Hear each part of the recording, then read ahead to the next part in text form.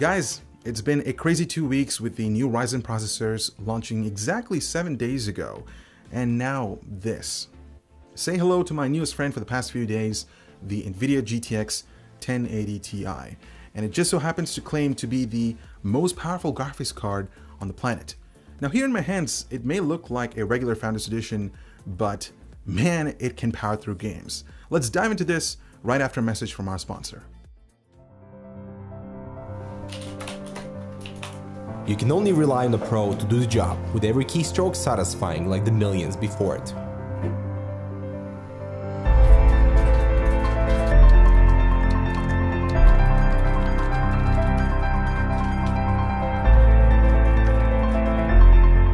Quality feel with every key, regardless of your space.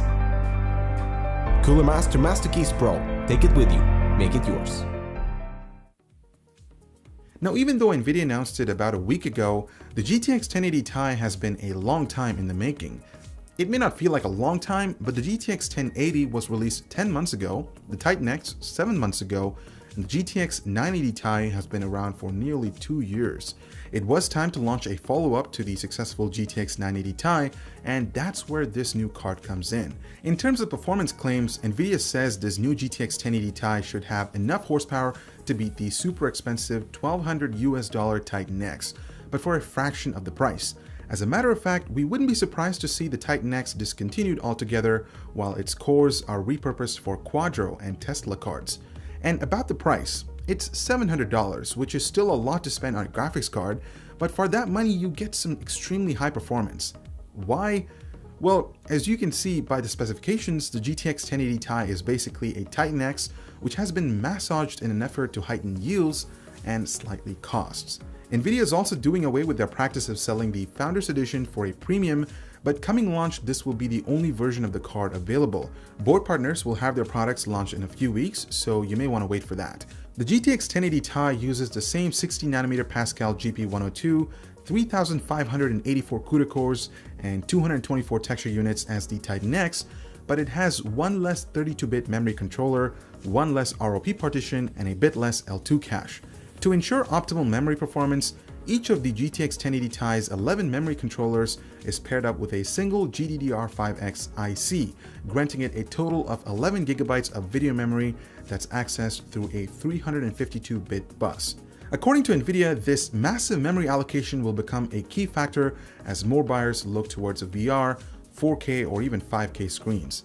Achieving Titan X beating performance while still maintaining a TDP of 250 watts meant increasing base and boost clocks while also upping the GDDR5X frequency to 11 GHz to compensate for the narrower 352-bit bus. The reference or Founders Edition of the GTX 1080 Ti looks great, but other than the logo on its shroud, it's pretty much indistinguishable from other Nvidia cards. It is 10.5 inches long, it uses milled aluminum shroud with an integrated illuminated GeForce logo, and there's a full covered backplate to dissipate additional heat. The only major difference between this and the other Nvidia GPUs is the lack of a dedicated DVI connector on the rear I/O area. Instead, Nvidia is using this space for additional ventilation, and this version of the GTX 1080 Ti will ship with a DisplayPort to dual-link DVI adapter. Board partners are free to design their cards with that missing connector. I can understand where this is coming from. If you're spending $700 on a GPU, you likely have a DisplayPort equipped monitor. What you can see with your bare eyes is that Nvidia has thoroughly revised their internal heatsink design, so it has double the amount of surface area while also updating the PWM to a more advanced 7-phase all-digital layout. But will this lead to lower temperatures or lower fan speeds when compared against the Titan X? Well, blower-style coolers aren't known for their silence, but hopefully these revisions will help. I'll check up on that later. Alright, now with all that out of the way, let's start off with the benchmarks at 1440p and then move on to the full 4K resolution. Make sure to hit pause if you want to study all these charts a bit more. If you want more information about frame rates over time and test system specs, head over to the HardwareConnect's website review. A link will be in the description. Starting things off with the 2560 by 1440 resolution and DX11, there's a hiccup right away. There just isn't much difference between the standard GTX 1080 and much more powerful GTX 1080 Ti and Titan in Call of Duty. Why? Because this game's engine is limited to 125 frames per second and the two expensive cards couldn't push beyond that, so things look much closer than they really are. The rest of the tests show just how powerful the GTX 1080 Ti really is. It trades below with the Titan X and remains a good 25% to 40% ahead of the GTX 1080. Meanwhile, the last generation Ti card isn't even on the radar. I wish I could say that I was surprised by these results, but Nvidia already pulled the covers off the fact that the GTX 1080 Ti would be at least as fast as their Titan X. That's exactly what's been shown here, with the newer, less expensive GPU actually pulling a full percentage point ahead. I should also mention that Doom Vulkan results are also game limited to 200 frames per second, so imagine what this card could do without that block in place. Rounding things off with Gears, Hitman, Quantum Break, and Rise of the Tomb Raider reflects the same thing as before. Without any competition, these charts are becoming a bit boring. However, there's one odd misstep with Quantum Break, which seems to benefit from the Titan X's wider memory bus and additional ROP units. Now we get into a big boy resolution of 4K. The DX11 results show a repeat of what we've already seen, with one exception. Since Call of Duty is no longer artificially limited, we can really see what the GTX 1080 Ti can bring to the table in that and other games. It didn't even have problems chewing through Fallout 4's new high-resolution texture pack and Titanfall 2's crazy 8x MSAA setting. Amazing stuff. Rounding out the game benchmarks, there's a bunch of DirectX 12 which only cement the fact that the GTX 1080 Ti is an ultra-powerful graphics card. It trades blows with the Titan X, sometimes winning by a narrow margin and sometimes losing by a bit. One thing I do want to mention is that in some games it didn't exactly display playable frame rates, but remember, almost every title here was pushed at its highest settings.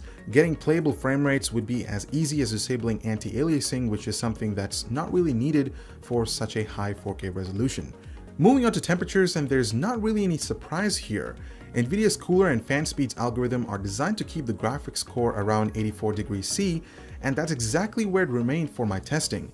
This ensures that there's enough thermal room for this card to hit maximum boost clocks without sacrificing noise. Speaking of noise, even though I didn't open up this GTX 1080 Ti, there are obviously some improvements going on behind the scenes.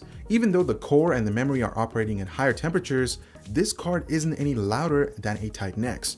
Don't mistake this for silence though, since it's actually a bit loud, and if you want a quieter experience, you will need to wait for custom cards. With the same performance as the Titan X comes very similar power consumption.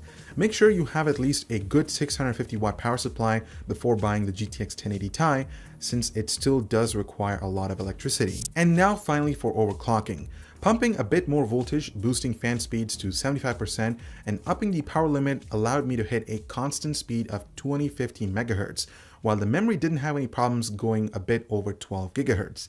However, I wouldn't recommend too much overclocking on the stock cooler, since that increase in fan speeds resulted in a very noisy gaming environment.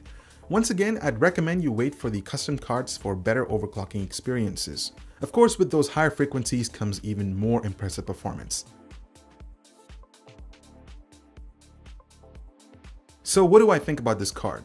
Well, that's a tough one. There's no doubt it's great to have less expensive alternatives to the Titan X, and I have to credit Nvidia for keeping the price somewhat decent, even though they don't have any competition right now. And we still can't forget the fact that the GTX 1080 Ti costs almost $700 and will likely hit $1,000 here in Canada. But do we get good value for the money?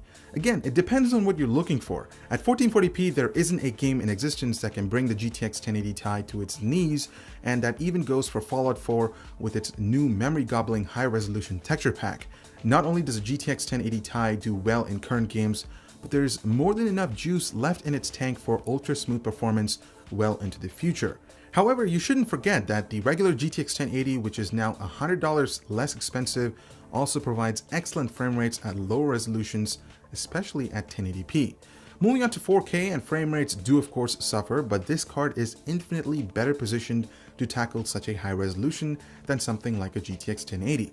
Ultra high resolutions are where the GTX 1080 Ti makes the most sense, and anything less, it's pure overkill. But you know what? Sometimes overkill is a good thing too, right? So what do you guys think about the GTX 1080 Ti?